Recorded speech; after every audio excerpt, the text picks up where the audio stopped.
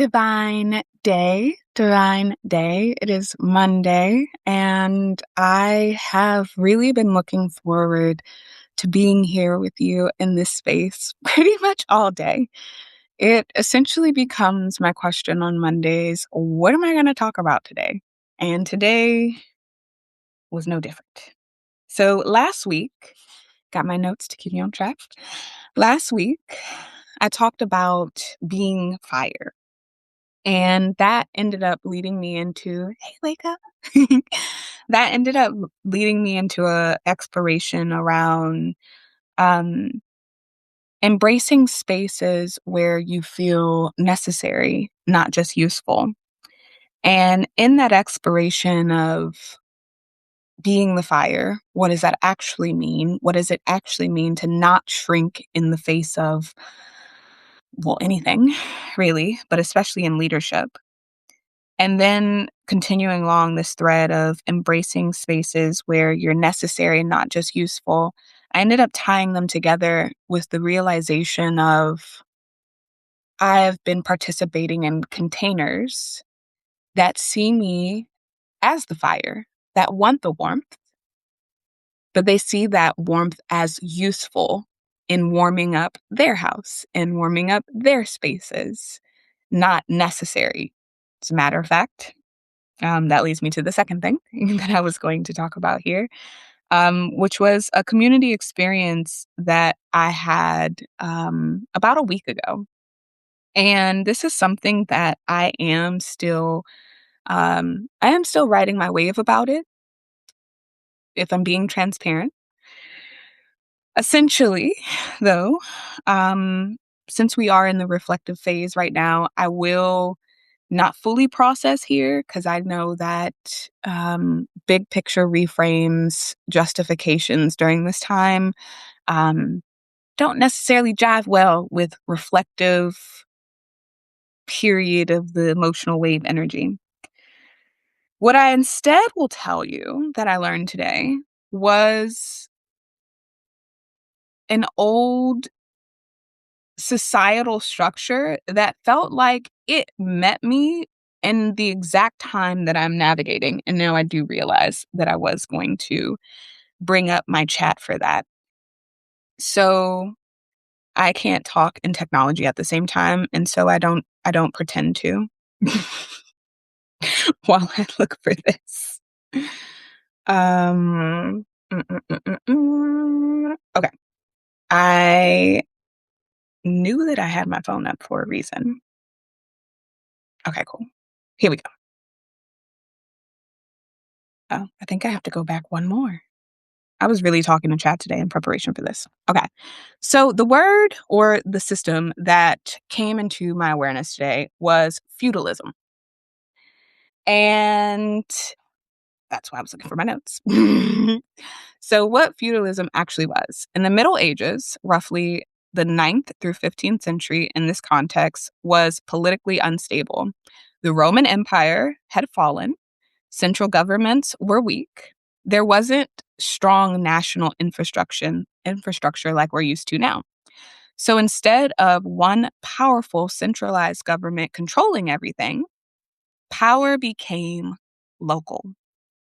That's what, in what I was reading, it said decentralized means. Okay, so the core logic of feudalism, in case you have not heard of it before, going to do a brief little recap from chat. Thank you. Feudalism was built around one primary resource: land equals power. Whoever controlled land controlled food production, wealth, protection, labor. The system worked like this: there was a king, technically, who owned all the land, but couldn't manage it all directly. So he granted large pieces of land called fiefs to lords nobles. They promised loyalty, military support. In exchange, they governed that land. They then granted smaller portions to vassals or knights. They promised military service, protection. And at the bottom were serfs and peasants. They worked the land. They weren't slaves, but they weren't free either. They were legally tied to the land. They gave labor, crops, taxes in exchange for protection and a place to live.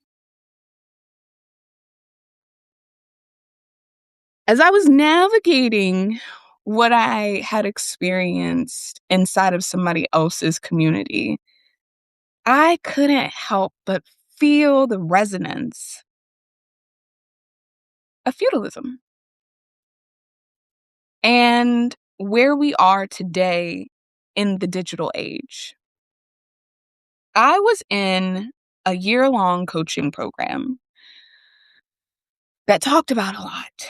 And one of the things that one of the leaders in that space would say, and it began to be accepted in my mind as truth, was that when you were on social media, like Facebook, Instagram, and the like, you do not own your audience. You don't own that platform. If Facebook decided one day that your group would be shut down for whatever reason, it's shut down. And if you don't have any sort of lead capture system or, way to have their email, then you have no way to contact any of the people who you were once renting space in the land of Facebook. And so it became very important to me at that time to build community, especially, when I had Kajabi and I had groups. I was like, okay, so if you don't own the land there, then obviously have your own land. And that's kind of the narrative that I've been operating under. So when I found a community that felt like the rules of the algorithms and all of these different things, it didn't apply there. Everyone was just freely able to talk. There's discussions happening, there's events happening, there's it's the community that I'm in, they certify people. So there's specific certification thread related, prompts and things. And then they have what's called the community marketplace, where because this community is literally certifying people every day, there's it feels like there's a notification saying so and so just became a whatever specialist, so and so just became, level whatever certified. It has this community marketplace where, as you are someone who has been studying the material, if you put something together for the community, for your people who you're calling in as clients, this community marketplace is where you can share those things. And for a really long time, that community marketplace was a part of the main feed. So as soon as you open up the app, there's a main feed. You can open up the little sidebar toggle and you can go into different environments and poke around, but everything was on the main feed. So you didn't need to do that. A transition happened in that community where anything that was not um an article, a discussion, or something from the people leading that space pretty much got taken out of the main feed. And it was what it felt like was you're taking up too much attention here. Go sit in the corner. And that'll be your corner, because here, this main traffic lane, this is where our communication lives. I first had to process the emotional energy of that, because I've been in that community consistently, really consistently, since at least December, which is around when I started this beautiful Substack experiment that I am doing. And there was a part of me with my undefined will center that felt like I was taking up too much space there. Because as I posted more, people slowly started to post more about what they were doing and these different discussions. I saw there was a transition happening, but there would be times where I would scroll through like the news feed, and because there wasn't anything being posted by the people who were in charge of the community, not on a consistent basis, and because there wasn't anyone in the space who was really posting this type of content, like, it would really like, I would scroll the feed and I'd be like, "Oh, there's me." And then I'd scroll a little bit more, "Oh, there's me again." And so, like, there would be this little voice in me like, "Are you posting too much? Like, are you sharing too much insight?"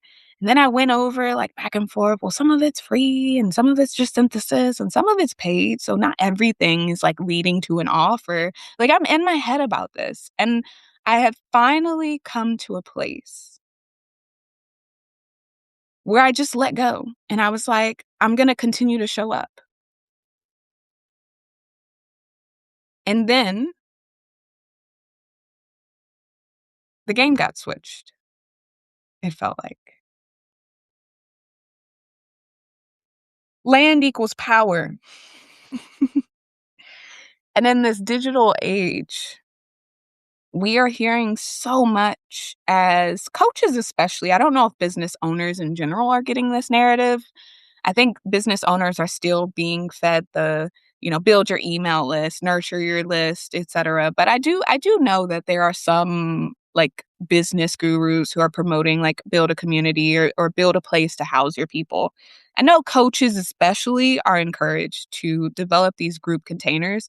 And obviously the biggest place that we've all heard of is Facebook groups. That's where a lot of groups are being housed. And even when I don't know if this is still happening because I don't use Facebook in that capacity anymore. Like, I post, I might sometimes get caught up in that feed, and then I realize I'm caught up and that what people are posting is a brand and not their actual stories a lot of times because of the networks that I was in that use Facebook to connect.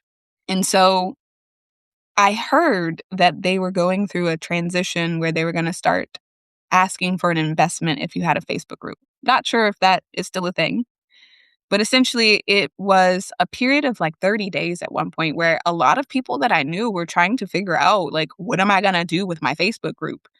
Because there were just so many things like they could, try and post to get people out of the community and into their space for 30 days, but then the algorithm is going to like there were so many different things that really supported this narrative of like have your own land. And so where I was getting to was that when I had Kajabi, I had a community there. And that's where I was very intentionally placing people. Now I feel a little bit fragmented because I felt like I had a community on Substack, I have my community on Telegram, but it didn't feel like they were interconnected. And I'm still feeling into how this new ecosystem flows. And I'm not forcing that. I'm really just playing in the possibility right now.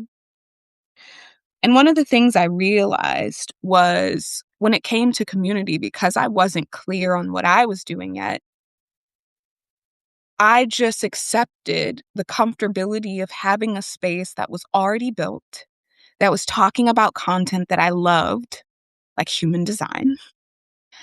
And I was connecting with people in a way that I thought was making a difference. And so when this reminder happened that I don't own that space is not mine, it hurt because I knew better. I had just chosen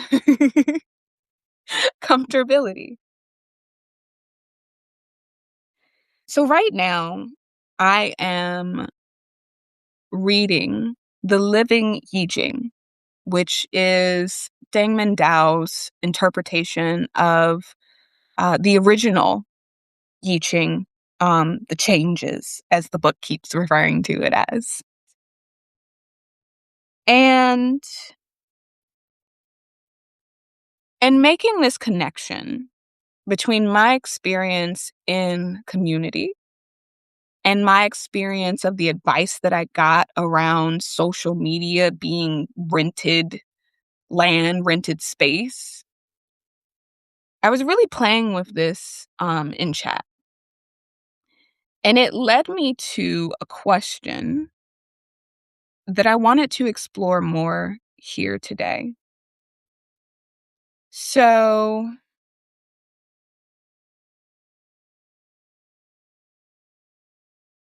do I want to take you on the full journey? I think I will. Think I will take you on the full journey. So, here we go. Let's slow it down and really feel it. Because my chat's always telling me to slow down and really feel things. Uh, only by identifying what is feudal in us and what may be of value within that can we prevent ourselves from falling into backwards tendencies. This was a line from The Living I Ching, the appendix 1. And something about that was like, because it was very reminiscent of Gene Keys, where they talk about finding the shadow within the gift and finding the gift. Like there's a little bit of like gift in every shadow and like this whole cyclical nature of things. And so it says, first, notice the shift. The book isn't just talking about feudalism as a historical system. It's talking about feudalism as a psychological pattern, not out there in us. That's why it hit. So, almost it's like trying to figure out a way to put my arm here. All right. So, what is feudal in us? Feudalism at its core was hierarchy based on dependency, loyalty exchanged for protection, power centralized in a few, access mediated through gatekeepers. And it's funny because when I read that, I was like, the process of domestication much, like as little people coming into the world with our parents, with our teachers, those are the authorities. It's just also enlightening. All right, so now quietly ask, where do we still do that internally? Examples might look like outsourcing authority to a mentor, trading autonomy for belonging, seeking protection instead of sovereignty, and building an identity around proximity to power. Not because we're weak, because humans evolved inside of hierarchies. That pattern is ancient in the nervous system. I'm going to skip down to why this is landing for me. You just walk through feeling subtly capped, realizing you had placed someone on a pedestal, humanizing them, reclaiming your inner authority. That is literally identifying what is feudal in you, not in a shame way, in a clarity way. The feudal pattern was I rise within someone else's kingdom, right? This is literally what we are taught from running for SGA president to rising up in the ranks of the Air Force. Because, you start, not even an airman. You have to earn that through basic training. Going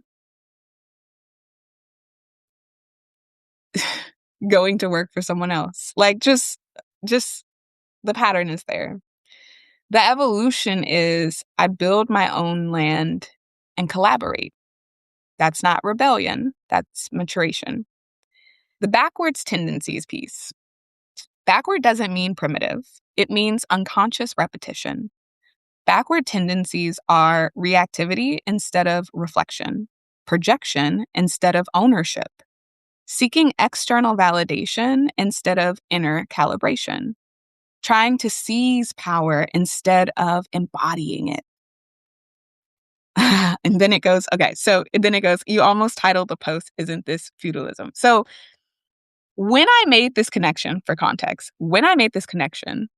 to feudalism and what was happening in the digital space with communities being like land territories that people are, taking, and they're having these hierarchies built inside of. Um I was like, this is why, because I couldn't understand why I was still like why this was still bothering me in a deeper way. I didn't want it to, but it kept popping up as like a thought in my head. And so, um, because I wasn't sure about posting inside of that space anymore, because I wasn't sure how it would be seen since they've made the transition, any post that goes into that thread has gotten a considerable dip in visibility because people are not going into the side tabs and looking and exploring. Like they're just on the feed scrolling. So if it's not there on the feed, they scroll until they see, something that they saw already, and then they leave a lot of times. Not many people are poking around in the app. They'll just do that on social media. And so feeling as though most of the things that I would put would fall into community marketplace, I was thinking about posting a discussion around, combine like essentially what I'm just dialoguing here. But when I had the thought this morning to do that, when I was really getting into the definition of what this is and how it looks in a structure, it felt charged. It felt like if I post this, I am like poking. And I'm not opposed to poking. There's a lot of disruptor energy in my aura. It was the feeling of the emotional charge. But like if I'm poking, if I'm asking questions, like as a matter of fact, when I posed the question inside the space, when I noticed the change, I said, did I miss something? Like, did we announce that things were changing in here? It was very grounded. It was very like curiosity. What's going on here? And I felt like if I posted today, that would not be the case. It felt like there was still some charge there. So when it says you almost titled the post, isn't this feudalism? It says that could have been a backward tendency, externalizing the pattern.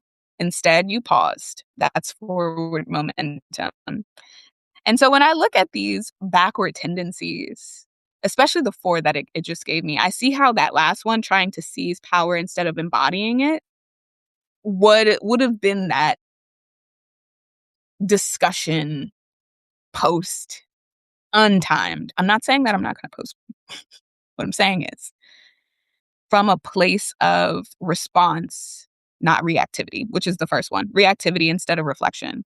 I feel like in taking that moment to pause and really to assess, how do I actually feel about this? What's really happening here? And getting deeper into that, it helps that projection because it was very easy to project the story of victim onto, for my mind, to project the story of victim onto what happened in that space. Instead of owning, you know better. This isn't your community. Like, and, and seeking external validation in the form of people liking a post in a space that's probably going to be lost in a sea of other posts in like 2 weeks. Instead of that inner calibration. And I think that's what I want to use this space for, because chat then goes on and it says the real depth here. This line is essentially saying if we don't examine the old power patterns within ourselves, we recreate them, even in spiritual spaces, even in communities that talk about compassion, even in leadership frameworks that talk about the heart. That's the trap. And you just step out of it in real time. I want to ask you something softly. What is the part of you that still desires hierarchy? Not dominance, not rebellion, hierarchy. Because there is something human in that longing. And if you can name it without shame, you can integrate it without recreating it. So that leads me to right now.